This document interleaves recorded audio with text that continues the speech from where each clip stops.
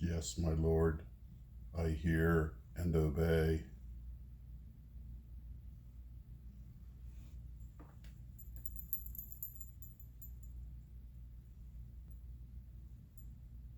Well, good morning, everybody. I was about to put my other shirt on, my Max's Models coffee shirt, and uh, do my morning video when somebody decided she wanted attention. So we are no longer the Max's Model show this morning. We are the Coffee with Honey show. See what I did there? So, well, yes, my Lord. So I got up this morning a little bit early and getting ready to go work in the TARDIS. I plan to get started on the bunch of models. I want to finish off that Oregon, and then I want to make sure, of course, the spray gun's working. I haven't used it yet. I've mostly been hand painting that model. It's just relaxing and fun, and pretty straightforward kit. I'm making it wheels up while I was removing the nose gear from the sprue yesterday to put it in my collection of my bits and bobs box, my spares box.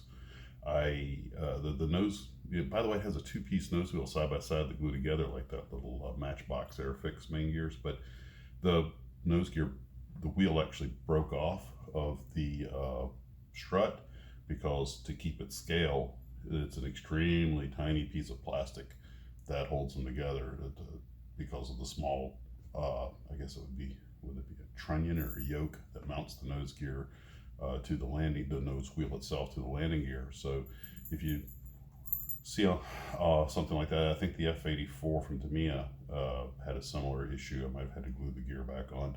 So some of those old jets that have that type of nose gear system, you got to be really careful when you pop those things off the sprue. In fact, I think I'm going to, next time I get a chance, I'm going to stop by that Gundam store again and see about picking up some of the paints you guys are talking about, and some of the, I think they have God's Hands there, clippers. I like that little clipper that I got from Tamiya, but everybody raves about the God's Hands being even better, so I'll give it a shot. And might pick up a few other odds and ends there, but some of you guys are talking about that Mr. Color paint, and I should give that a try. So the main thing that I want to get done today is finish up the Oregon, and I don't know if I'm going to put it on a stick or hang it from the ceiling in the TARDIS.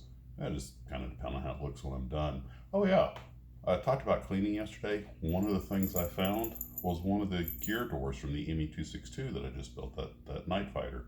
So I need to take that back in the TARDIS and glue that back on. It was just during I didn't even realize it had fallen off because the engine nacelle covers the landing gear. We can't really see it. In fact, on my RC ME-262, one of the first things I did, because it kept popping off, is I just took the gear doors off. And gear doors look nice, but especially on RC, but they were usually one of the first things that go the moment you prang a landing or something. So like I said, I want to get started on the stuff I've got stacked up. I've got the Chevelle, the Vostok, and a bunch of other kits.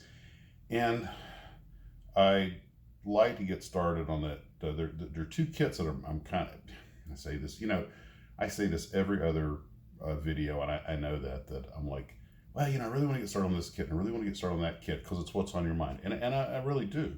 But I'd like to get started on the kit bash of that Dornier 335 that TD sent me, and I'd like to get started on that Caterham, the car, because that's just a really nice model, and I know a lot of folks are interested to see how it turns out, and it'll be, like I said, the paint job will probably be inspired by the Lotus from The Prisoner, but it won't be a direct copy of that car. It'll just be an inspiration. And no respect. Oh, I'm sorry. Do you want to stick your tail in my mouth?